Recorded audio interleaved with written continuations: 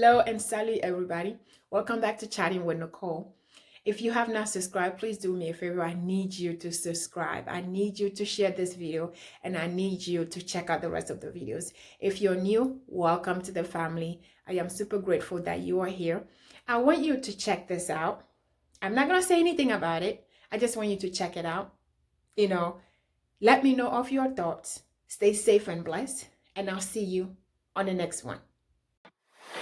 We've reported before on the dangers of pregnancy, especially for women of color. Well, tonight, a new study with startling findings that wealthy black women are dying in childbirth at rates far greater than all white women. Rahema Ellis takes a closer look at why. This is how Aziza Bowser Clark and her husband Jason looked in the early weeks of her pregnancy. It was a picture of absolute joy. But for these two highly successful New Jersey lawyers, joy soon turned to fear. We were very, very worried about making sure that we had all the information, that we had the very best doctors that we could find. In her first trimester, Aziza says she was exhausted. When she told her doctor she was concerned about anemia, the response? Of course you're tired, you're pregnant. And me, this is my first child. But this very athletic 41-year-old says it got worse. By her 7th month, she could barely hold her head up and demanded a blood test. The results? She was dangerously anemic and had to have infusions.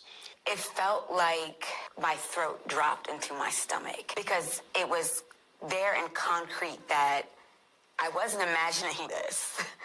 After 27 hours of labor, doctors abruptly decided on an emergency C-section. Her son was born healthy, but she passed out and spent about 8 days in the hospital recovering. It was traumatic. And she's not alone. A groundbreaking study reveals a disturbing history of unequal care.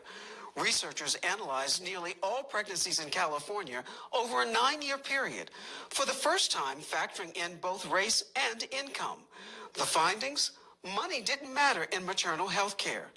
And during childbirth, even the richest black women are more likely to die than the poorest white women.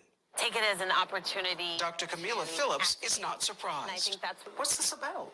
This is about racism. We're still dealing with institutions, people, and their bias. Some people would say that's dramatic, that how can you say that it's racism when black women are going to the same hospitals that white women are going to in large measure, and they're receiving the same kind of care, aren't they?